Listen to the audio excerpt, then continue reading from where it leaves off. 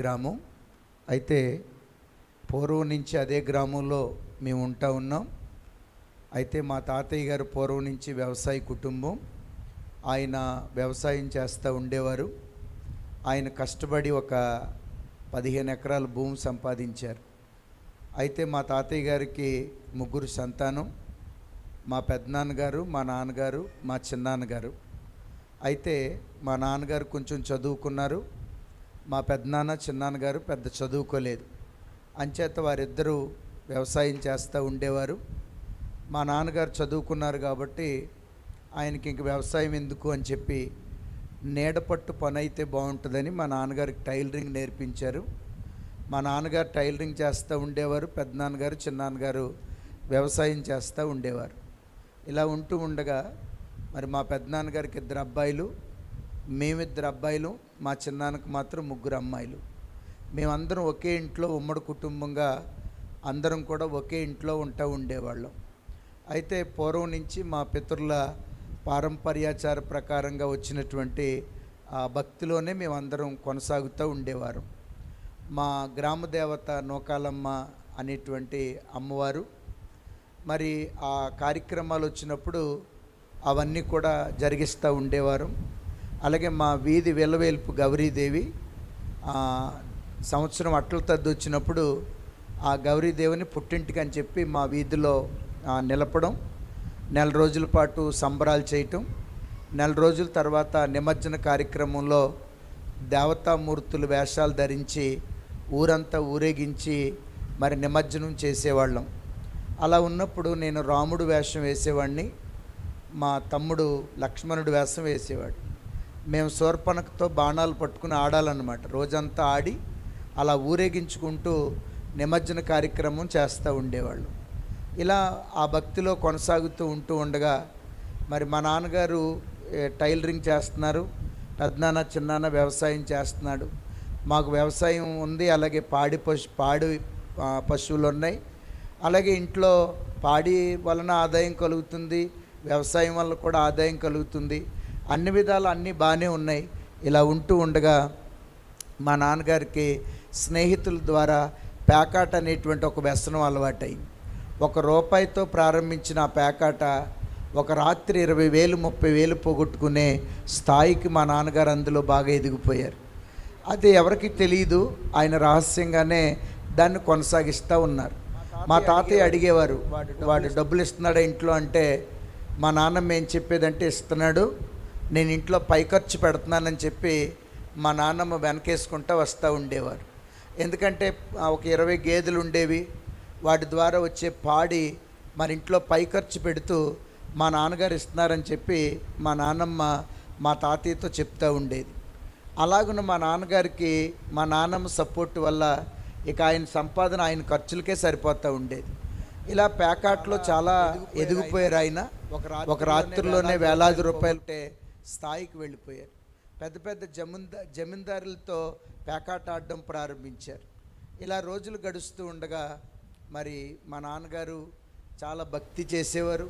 ప్రతిరోజు మరి ఆయన తలారా స్నానం చేసి దీపారాధన చేసుకుంటే కానీ ఆయన బయటికి వెళ్ళేవారు కాదు. ఇలా పోతుంది. అలాగే ఈ పేకాట అనేది ఇలాగే జరుగుతూ ఉంది. ఇలా ఉండగా మరి మా తాతయ్య ఏం చేశారంటే, పేకాట ఆడుతున్నారని తెలిసి, డబ్బులు పోగొడుతున్నారని తెలిసి, ఇలా కాదు మీరు వేరేగా ఉంటే బాధ్యత వస్తుంది, వేరేగా ఉండమని చెప్పి 3కి 5 ఎకరాల భూమి చొప్పున పంచిపెట్టి ఒక 5 గేదెలు ఇచ్చి ఒక ఇల్లు ఇచ్చి వేరే ఉండమన్నారు. వేరే ఉంటే బాధ్యత వస్తుందని అనుకున్నారు. మరి మా పెద్దనాన్నకి చిన్నాన్నకి వ్యవసాయం వచ్చు కాబట్టి వాళ్ళు చక్కగా వ్యవసాయం చేసుకుంటూ ఉన్నారు. కానీ మా నాన్నగారికి వేరే పెడితే బాధ్యత కన్నా స్వతంత్రం ఎక్కువైపోయిందండి. ఇంకా ఇష్టానుసారంగా ఎప్పుడో రావడం, వెళ్ళాలనుకుంటే బయటికి వెళ్ళడం, ఎప్పుడో రాత్రి 1 గంట 2 గంటలకు వచ్చేవారు. మా అమ్మ అడిగితే చాలా పెద్ద గొడవ చేసి ఆ రాత్రిలోనే పెద్ద కేకలేసి ఇంట్లోంచి బయటికి వెళ్ళిపోతూ ఉండేవారు. మా తాతయ్య పిలిచి ఒకరోజు అడిగారు, ఎరా నువ్వు ఇలా చేస్తున్నావంట, ఇది పద్ధతి కాదు, మరి ఇలా పేకాట ఆడడం అనేది మంచిది కాదు అంటే, నాన్న నువ్వు ఇచ్చింది నాకు ఇచ్చావు, ఉంటే నా పిల్లలకు ఉంటుంది, లేకపోతే నా పిల్లలే నష్టపోతారు, అంతే తప్ప నేను ఎవరిది పాడు చేయట్లేదు. నాకు ఇచ్చిన దాన్ని నేను పాడు చేసుకుంటున్నాను, ఉంటే నాకు ఉంటుంది లేకపోతే లేదు అని చెప్పి మా తాతయ్య మీద తిరగబడడం ప్రారంభించారు. ఇలా ఉంటూ ఉండగా ఇక మా తాతయ్య నీ ఇష్టం, నువ్వేం చేసుకుంటావో చేసుకో అని చెప్పి ఆయన కూడా విడిచిపెట్టేశారు. ఇలా రోజులు గడుస్తున్నాయి. మరి మాది ఏజెన్సీకి ముఖద్వారం. మా ఊరు దాటితే మొత్తం ఏజెన్సీ ప్రాంతమే ఉంటుంది. ఇంకా అలా అడ్డదెగల, రంపచోడవరం ఇలాగ ఏజెన్సీ ప్రాంతాలు ఉంటాయి. అయితే ఏదైనా సోమవారం మా ఊరిలో సంత జరుగుద్ది. ఎవరైనా ఏదైనా కొనుక్కోవాలన్నా, సంత చేసుకోవడానికి కూరగాయలు కొనుక్కోవాలన్నా, బట్టలు కుట్టించుకోవాలన్నా మరి మా ఊరు రావాలి. ఇంచుమించు 18 గ్రామాల నుంచి మా ఊరు రావాలి. ఇప్పుడంటే సంతలు పెద్దగా లేవు కానండి, ఆ రోజు సోమవారం సంత అయితే మా ఊరంతా ఒక తీర్థంలో ఉండేది. వీధులన్నీ జనాలతోనే నింపబడుతూ ఉండేవి. మా ఊరిలో 2 థియేటర్లు ఉండేవి. సినిమాలు చూడాలన్నా, సంత చేసుకోవాలన్నా, బట్టలు కొనుక్కోవాలన్నా, కుట్టించుకోవాలన్నా మా ఊరు రావాలి. కాబట్టి ఏజెన్సీ నుంచి ప్రజలు వస్తూ ఉండేవారు. మా నాన్నగారికి ప్యాకాట్ అనే వ్యసనంతో పాటు ఏజెన్సీ నుంచి వచ్చేటువంటి స్త్రీలతో అక్రమ సంబంధాలు కూడా పెట్టుకోవడం ప్రారంభించారు. ఒక పాపానికి మరో పాపం జత అయినట్టుగా మా నాన్నగారు వ్యభిచార పాపంలో కూడా పడిపోయారు. ఈ విషయాలు మా అమ్మకు తెలిసినప్పుడల్లా మా అమ్మ అడిగితే పెద్ద గొడవ చేసి ఇంట్లోంచి వెళ్ళిపోతూ ఉండేవారు. 2 రోజులు 3 రోజులు కోపగించుకుని ఆయన ఇంటికి వచ్చేవారు కాదు. ఇలా ఉంటూ ఉండగా అడిగితే ఏమైపోతాడో అని ఇంకెవరు ఏం అడగట్లేదు. ఇలా ఉంటూ ఉండగా మా నాన్నగారికి ఒక వ్యాధి వచ్చిందండి. ఏంటి ఆ వ్యాధి అంటే, పాస్కేసుకునేటువంటి అవయవం ద్వారా స్పర్శ లేకుండానే రక్తం పోవడం ప్రారంభించిందండి. అంతేకాదు శరీరం మీద ఒక దద్దురులాగా రావడం, అది నీటి పొక్కులాగా మారడం, అది చిదిగిపోయి అక్కడ ఒక పుండు ఏర్పడడం. ఆయన దగ్గర మనం ఉండలేం, భయంకరమైన దుర్వాసన కూడా వచ్చేది. అందుకని ఆయన నలుగురిలో కూర్చునేవారు కాదు, దూరంగా ఉండేవారు. ఉంటూ ఉండగా అందరూ అనుకునేవారు అతని స్వభావాన్ని బట్టి ఆయన ఎవరితో కలవడు కాబట్టి అలా ఉంటున్నాడేమో అనుకుంటున్నారు. కానీ ఈ మరణకరమైన వ్యాధి ఆయనకు ఉందని మాత్రం ఎవరికీ తెలియట్లేదు. ఆయన అప్పటికే మందులు తెచ్చుకుంటున్నారు, వాడుతున్నారు. కానీ మనిషి మాత్రం రోజుకి పాడైపోతూ ఉన్నారు. ఇలా ఉంటూ ఉండగా భక్తిలాగే జరిగిపోతూ ఉంది. మా నాన్నగారి పరిస్థితి అంతకంతకు ఆరోగ్యం పాడైపోయింది. ఆర్థికంగా కూడా ఆయన బాగా పాడైపోయిన పరిస్థితిలోకి వచ్చేసారు. మా అమ్మ అనేది, బావగారి పిల్లలు బాగుంటారు, మరిది గారి పిల్లలు బాగుంటారు, రేపొద్దున్న మన పిల్లలు వాళ్ళ పిల్లల ముందు లేనట్టుగా ఉంటే మన పిల్లలకు మనం ఏమిచ్చినట్టు అని అడుగుతూ ఉంటే చాలా గొడవ చేసేసి ఇంట్లోంచి బయటికి వెళ్ళిపోయారు. మా నాన్నమ్మ ఏం చేసేదంటే, మనమే 10 మందికి చెప్పేవాళ్ళం. మా వీధిలో మా తాతయ్య కొంచెం పెద్దగా ఉండేవారు. ఎవరికైనా ఏదైనా చిన్న గొడవలు వస్తే ఆయనే ఆ గొడవలు తీరుస్తూ ఉండేవారు. అంచేత మనమే 10 మందికి చెప్తాం. అలాంటిది మనం వీధిలో పెడితే నలుగురు మన గురించి ఏమనుకుంటారని చెప్పి ఎంత గొడవ జరిగినా మా నాన్నమ్మ మాత్రం ఆ గొడవను బయటికి వెళ్ళనిచ్చేది కాదు. ఇంట్లోనే ఆ గొడవను సద్దుమణిగేలా మా నాన్నమ్మ చేస్తూ ఉండేవారు. ఇలా రోజులు గడుస్తూ ఉండగా మరి మా నాన్నగారు వ్యాధి యొక్క తీవ్రత పెరిగిపోయిందండి. పెరిగిపోతే ఆయన మరి హాస్పిటల్కి వెళ్ళి డాక్టర్ గారిని అడిగారంట, అయ్యా మీరు మందులు ఇస్తున్నారు కానీ ఏదో తాత్కాలికంగా పనిచేస్తుంది, కానీ నాకు సంపూర్ణంగా మాత్రం ఆరోగ్యం రావట్లేదు. అయ్యా మీకు ఒక మాట చెప్తాను వినండి, నాకు కొంత భూమి ఉంది, అందులో 1 ఎకరం భూమి అమ్మేస్తాను. ఆ రోజుల్లో మా ప్రాంతంలో ఎకరం భూమి వచ్చి ₹1,00,000 ఉండేదండి. ఆ ₹1,00,000 తెచ్చి మీ టేబుల్ మీద వేస్తాను, మీ వల్ల అయితే మీరు బాగు చేయండి, మీ వల్ల కాకపోతే ఎవరైనా పెద్ద డాక్టర్ గారి దగ్గరికి నన్ను పంపించండి అని చెప్పారంట. అప్పుడు ఆ డాక్టర్ గారు ఏమన్నారంటే, బాబు ఓ మాట చెప్తాను వినండి, ఈ వ్యాధి మీ రక్తంలో కలిసిపోయింది కాబట్టి మీరు జాగ్రత్తగా మందులు వాడితే 2 సంవత్సరాలు బతుకుతారు, మందులు వాడకపోతే 6 నెలల్లో మీరు చచ్చిపోతారు. నేను కాదు, ఈ ప్రపంచంలో ఏ డాక్టర్ కూడా మిమ్మల్ని ఏం చేయలేరు, బాగు చేయలేరు అని చెప్పారండి.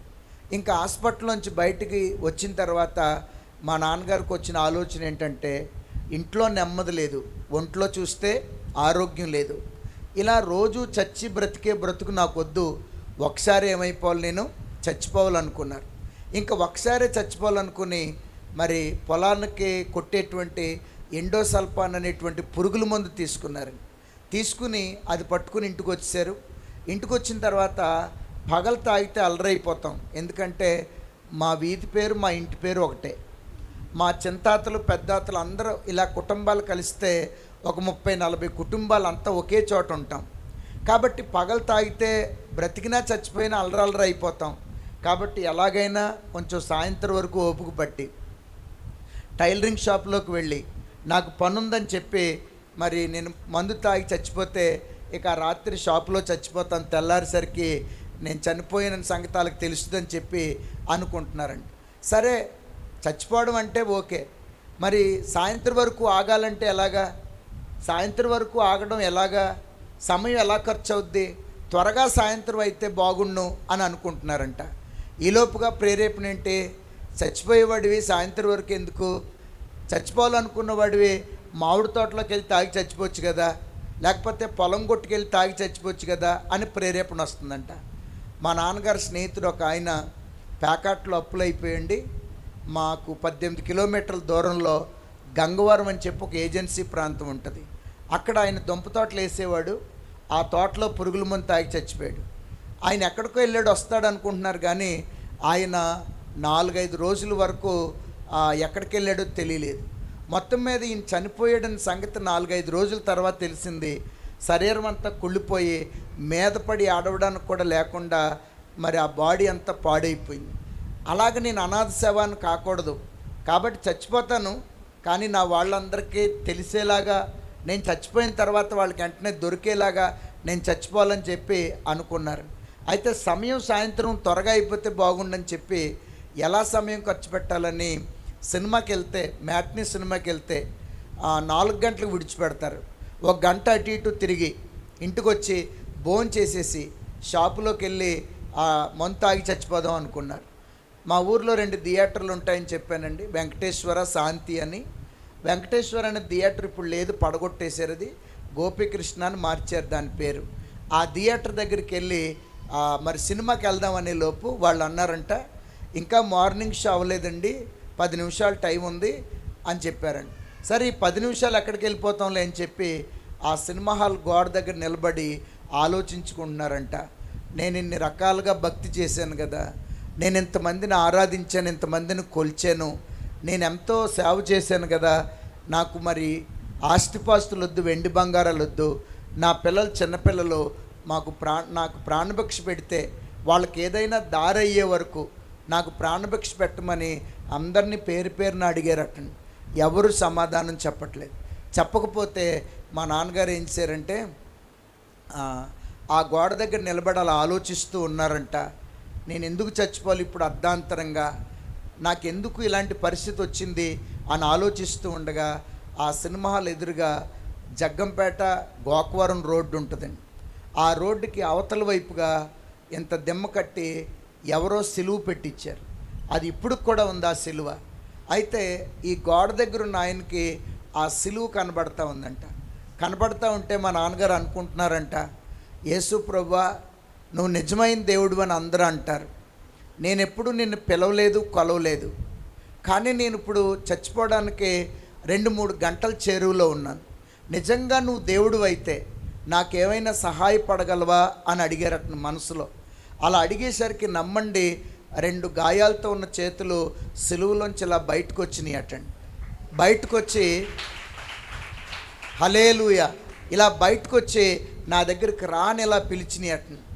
ఇది ఎవరికైనా కనపడుతుందా అని చూస్తే ఆ దృశ్యం ఎవరికి కనపడలే. మా నాన్నగారికి ఒక్కళ్ళకే కనపడుతుందంట. 10 నిమిషాలు అలా చూస్తూ ఉండగానే శరీరం అంతా పులకింత వచ్చేసింది, రోమాలయ్యి నిలబడిపోయినాయి. అలా చూస్తూ ఉండగానే ఆ దృశ్యం కనుమరుగైందటండి. ఎప్పుడైతే ప్రభు మా నాన్నగారిని దర్శించారో ఒక్క క్షణం చచ్చిపోదామన్న ఆలోచన పక్కకెళ్ళి పాస్టర్ గారి ఇంటికి వెళ్తే బాగుంటుందేమో అని ఆలోచన వచ్చిందండి. వెంటనే అక్కడి నుంచి మా నాన్నగారు పాస్టర్ గారి ఇంటికి వెళ్ళారు. పాస్టర్ అమ్మ గారు అన్నారట, బాబు ఇప్పుడే విజయవాడ వెళ్ళడానికి ఆయన బస్ స్టాండ్కి వెళ్ళారని చెప్పారట. మళ్ళీ అక్కడి నుంచి అండి బస్ స్టాండ్కి పరిగెత్తుకొచ్చారు. పాస్టర్ గారింటికి బస్ స్టాండ్కి మధ్యలో ఉంటుంది సినిమా హాల్. కాబట్టి బస్ స్టాండ్కి వచ్చేసరికి పాస్టర్ గారు బస్సు ఎక్కేశారు, బస్సు వెళ్ళిపోతుంది.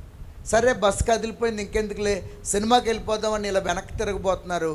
దేవుని గొప్ప కార్యం ఏంటో చూడండి. ఆయన ప్రణాళిక ఇలా ఉంది కాబట్టి బస్సు ఆగింది, పాస్టర్ గారు దిగిపోయారట.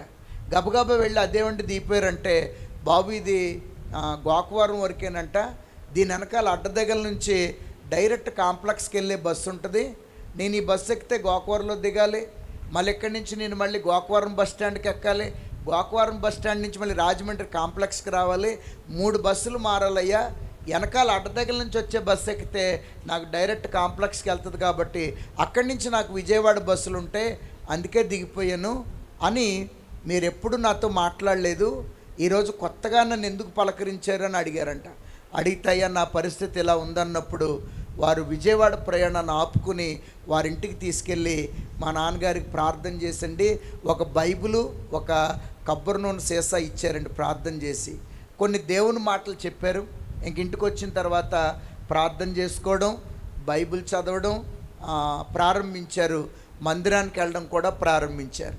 ఇలా మందిరానికి వెళ్ళడం, బైబిల్ చదవడం, వాక్యంలో కొంచెం జ్ఞానం దేవుడిస్తూ ఉంటూ ఉండగా మా నాన్నగారు బూతులు మానేశారు, అబద్ధాలు చెప్పడం మానేశారు.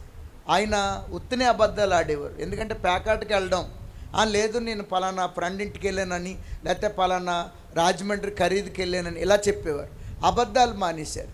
ఇంకొక అద్భుతం ఏంటంటే అండి, డాక్టర్ గారు అన్నారు మందులు వాడితే 2 సంవత్సరాలు బతుకుతావు నాయన, మందులు వాడకపోతే 6 నెలల్లో చచ్చిపోతావు అన్నారు. కానీ యేసు ప్రభు వారు ఇప్పుడు 30 సంవత్సరాల ఆరోగ్యం ఇచ్చారు. దేవుని స్తోత్రం. ఎన్ని సంవత్సరాలండి? 30 సంవత్సరాల ఆరోగ్యం ఇచ్చారు మా నాన్నగారు. అంతేకాదు ఇప్పుడు హాస్పిటల్కి ఆయన ఇప్పటికొచ్చి ఎవరికైనా బాగుపోతే హాస్పిటల్కి వెళ్ళారు తప్ప హాస్పిటల్కి వెళ్ళలేదు. అలాగే బీపీ లేదు, షుగర్ లేదు, ఏ ఒక సర్జరీ కూడా ఆయనకి జరగలేదు. ఇంకో విషయం చెప్పమంటారా, మీ ఇద్దరం పక్క నిలబడితే నేను అన్నయ్యలా ఉంటాను, ఆయన తమ్ముళ్ళలా ఉంటాను. ఎందుకంటే అది ఎవరిచ్చిన ఆరోగ్యం? యేసు ప్రభు ఇచ్చిన ఆరోగ్యం. దేవుని స్తోత్రం. ఇక మా నాన్నగారిలో ఉన్న మార్పు చూసిన తర్వాత మా అమ్మ కూడా మందిరానికి వెళ్ళడం ప్రారంభించింది. అప్పుడు మా తాతయ్య అన్నారు, ఇలా జరగడానికి కొంతకాలం ముందు ఒక ఆయన మా వీధిలో కూటం పెట్టుకుంటే మా నాన్నగారు ఆ పాస్టర్ గారిని కొట్టడానికి వెళ్ళారు. మీ క్రైస్తవులకు బాగా లోకు అయిపోయింది, ఇవాళ మా వీధిలోకి తెచ్చావు, రేపు మా ఇంట్లోకి తెస్తావని పాస్టర్ గారిని కొట్టడానికి వెళ్తే, ఏమండి మరి ఆ కూటం పెట్టుకున్న ఆయన మా తాతయ్యని బ్రతిలాడు, మావయ్య బావ నా ప్రార్థన జరగనిచ్చేలా లేడు, కొంచెం ఆపువా అంటే, మరి మా తాతయ్య ఓ మాట అన్నారు, రే మనం సంబరాలు చేసినప్పుడు వాళ్ళు ఎప్పుడు అడ్డుకోలేదు కదా, ఆడేదో కూటం పెట్టుకుంటే మనం అలా అడ్డు చెప్పడం తప్పని మా నాన్నగారిని తీసుకొచ్చి లోపల పెట్టేసి గేట్ వేసారు. గేట్లు తన్నేసి ఈరోజు ఆయన ఎలాగైనా కొడతాను, మన ఈదులోకి తెచ్చాడు ఆ మతాన్ని అని చెప్పి పెద్ద పెద్ద కేకలు గొడవండి. అలాంటిది ఇప్పుడు మా నాన్నగారు చర్చికి వెళ్తే మా తాతయ్య అడిగారు, ఈదులో కూటం పెడితేనే నువ్వు కొట్టడానికి వెళ్ళావు పాస్టర్ గారిని, ఇప్పుడు నువ్వే వెళ్తున్నావు అక్కడికి, నేనేం సమాధానం ఏం చెప్పాలా? పెద్దోళ్ళతో తిరుగుతాను నేను, రాజకీయ నాయకులతో, వాళ్ళకి ఏం సమాధానం చెప్పాలంటే మా నాన్నగారు అన్నారంట, నాన్న నేను పేకాట ఆడినప్పుడు వ్యభిచారం చేసినప్పుడు నీ పరువు పోలేదు, కానీ నేను మంచిగా మారి మందిరానికి వెళ్తే నీ పరువు పోయేది ఏముందని అడిగారంట. దేవుని స్తోత్రం. ఇంకా మా తాత ఏం మాట్లాడలేదు. ఆ రీతిగా మరి మా అమ్మ ఇద్దరు మందిరానికి వెళ్తున్నారు. చక్కగా మా కుటుంబ పరిస్థితి బాగానే ఉంది, అన్ని విధాలా దేవుడు చక్కగా నడిపిస్తున్నాడు. ఇక పూర్తిగా లోక సంబంధమైన వాటిని అన్ని విడిచిపెట్టి మా నాన్న మా అమ్మగారు బాప్తిసం తీసుకున్నారు. బాప్తిసం తీసుకుని మందిరంలో కొనసాగుతూ ఉన్నారు. ఇలా విశ్వాస జీవితాన్ని కొనసాగిస్తూ ఉండగా మరి మా నాన్నగారిని కొంతకాలం తర్వాత దేవుడు సేవ చేయమని పిలిచాడు. సేవ చేయమని పిలిస్తే ఆయన ఓ మాట అన్నారంట, పని పాట లేని వాళ్ళందరూ పాస్టర్లు అవతారాలు ఎత్తుతారు, కోడిగుడ్ల కోసం బియ్యం కోసం ఈ పని ఎంచుకుంటారని చెప్పి నేను అందరినీ ఎగతాళి చేశాను. ఇప్పుడు నేను సేవ చేస్తే అందరూ ఎవరిని ఎగతాళి చేస్తారు? నన్ను ఎగతాళి చేస్తారు. కాబట్టి నేను సేవ చేయను, కావాలంటే పాస్టర్ గారు కుడి భుజంలో ఉంటానంటే మరి దేవుడు పక్షవాతం చూపించాడండి మా నాన్నగారు. పక్షవాతం చూపిస్తూ పెద్ద ఆయన వచ్చి అంటున్నారంట, బాబు చేస్తానని ఒప్పుకో అని చెప్తే, అయ్యా నేను ఈ పని చేస్తాను అన్నప్పుడు ఆయన గొర్రెల కాపర్ లాంటి చేతిలో ఉన్న వంకికర్ర లాంటి కర్ర మా నాన్నగారి చేతికి కాలుకి తగిలించారు. ఎప్పుడైతే తగిలించారో అలా తిరిగిపోయిన కాలు ఎలా వచ్చినాయి అంటే నిదానంగా వచ్చింది. దేవుని స్తోత్రం. అప్పుడు అన్నారంట, మా ఇంట్లో వెనక ముందు యేసు ప్రభు నమ్ముకున్న వాళ్ళు ఎవరు లేరు, నేను ఎలా సేవ చేయాలో నాకు వాక్యం తెలీదు, బోధించడం తెలీదు, అసలు ఈ సంఘం అంటే ఏంటో తెలీదు, నేను ఎలా సేవ చేయాలంటే ప్రభు చెప్పారంట, వెనక నేను ఉంటాను, ముందు నేను ఉంటాను, నువ్వు నిలబడని చెప్పారు. ఆ రీతిగా మరి ఇద్దరు ముసలివాళ్ళతో మా నాన్నగారు సేవ ప్రారంభించారు. ఆ తర్వాత ఆ పరిచర్య అంచెలంచెలుగా దీవించబడి మరి ఇప్పుడు ఒక 5 సంఘాలు 6 సంఘాలు కట్టబడ్డాయి. మరి మా ఊరిలోనే ఇంచుమించు ఒక 500 మంది మా నాన్నగారిలో ఉన్న మార్పును చూసి, మా రక్త సంబంధులు అయితేనేమండి, లేకపోతే మా గ్రామస్తులు అయితేనేమి 500 మందిగా సంఘంలోకి చేర్చబడ్డారు. అయితే మరి ఒక 60 కుటుంబాలు పనిబాట్లు లేక హైదరాబాద్ వెళ్ళిపోయారు. ఇప్పుడు వాళ్ళందరూ మరి కలవర టెంపుల్లోకి వెళ్తూ ఉన్నారు. సరే, ఏదేమైనా ఒక 60 కుటుంబాలు వెళ్ళిపోయినా ఒక 300 మంది మొత్తం మీద మా సంఘంలో ఉంటారు. దేవుని స్తోత్రం. అదే కాకుండా చుట్టుపక్కల కొన్ని చోట్ల చుట్టుపక్కల గ్రామాల్లో ఒక 5-6 స్థలాల్లో దేవుడు పరిచర్యనిచ్చాడు. నేను, మా నాన్నగారు, మా తమ్ముడు కూడా పరిచర్యలో కొనసాగుతూ ఉన్నాం. ఈ విధంగా దేవుడు మా కుటుంబాన్ని రక్షించి మా ద్వారా కొంతమందిని రక్షణలోకి నడిపించి ఆయన పనిలో వాడుకుంటూ ఉన్నాడు. దేవుని స్తోత్రం. హల్లెలూయా. ఈ విధంగా దేవుడు మా నాన్నగారి ద్వారా మా కుటుంబాన్ని రక్షించుకున్నాడు. మరి దేవుని చిత్తమైతే నేను మళ్ళీ ఎప్పుడైనా మీ మధ్యలోనికి నడిపించబడితే నేను ఎలా మారానో నేను అది కూడా మీతో పంచుకుంటాను. ఇప్పుడు దేవుని యొక్క వాక్యాన్ని ధ్యానం చేద్దాం. దేవునికి స్తోత్రం.